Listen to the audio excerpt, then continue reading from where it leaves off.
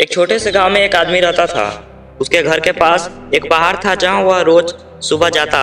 वहां पर थोड़ी देर उस पहाड़ पर बैठता फिर वापस आ जाता था। तो रोज की तरह वह सुबह सुबह जा रहा था। पीछे से उसका छोटा बेटा आया।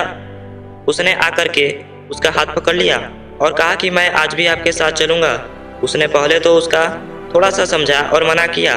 कहा कि जो रास्ता है वो बहुत ही छोटा है और चढ़ाई बहुत ज़्यादा है, तू मेरे साथ नहीं चल पाएगा।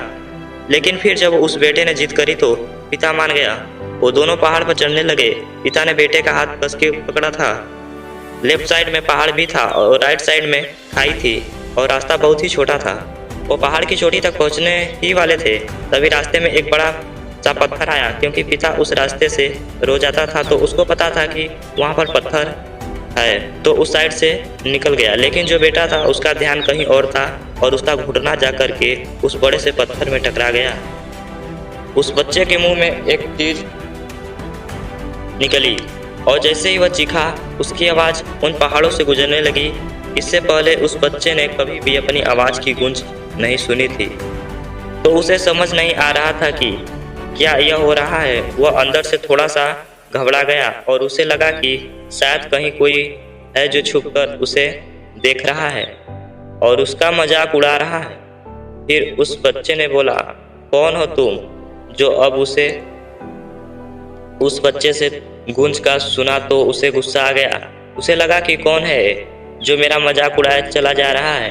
फिर उसने गुस्से से कहा कि मैं तुम्हें नहीं छोड़ूंगा, नहीं। और फिर जैसे ही उसने गूंज को सुना वह घबरा गया।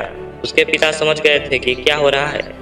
उसने अपने पिता का हाथ कस के पकड़ लिया और उनसे पूछा कि कौन है मुझे इतना तंग कर रहा है, कौन है जो मुझे इतना डरा रहा है। उसके पिता थोड़ा सा मुस्कुराए और उन्होंने खाई की तरफ देखा और जोर से बोला, तुमसे बहुत प्यार करता हूँ। वह सुनकर वह बच्चा हैरान हो गया और उसे समझ नहीं आया कि क्या हो रहा है,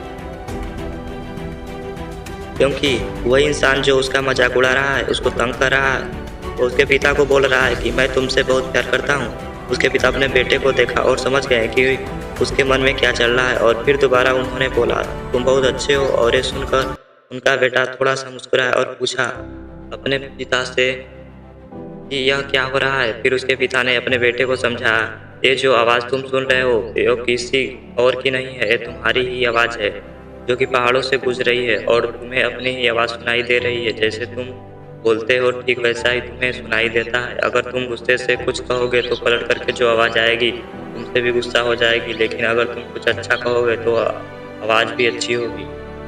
बिल्कुल इसी तरह से हमारी ज़िंदगी में भी होता है। जैसा तुम अपने मन में इस ज़िंदगी के बारे में सोचते हो, ये ज़िंदगी तुम्हारे लिए वैसी ही हो जाती है। अगर तुम मन ही मन अपने आप से ये बोलते रहोगे कि मेरी ज़िंदगी तो बहुत बुरी है, तुम्हारी ज़िंदगी सच में बुरी हो जाएगी। और अगर तुम अपनी ज़िंदगी से प्यार करने लगोगे, तुम्हारी ज़िंदगी भी तुमसे प्यार करने लगेगी। ये बात उस बच्चे के दिमाग में घर घर कर गई और फिर वे उस पहाड़ की चोटी पर गए। लेकिन बच्चे के दिमाग में ही बात घूम रहा था और फिर बच्चा खिलखिलाकर हंसा और उसने अपने दोनों हाथ खोले और अपनी पूरी ताकत से बोला, मैं तुमसे बहुत प्यार करता हूँ।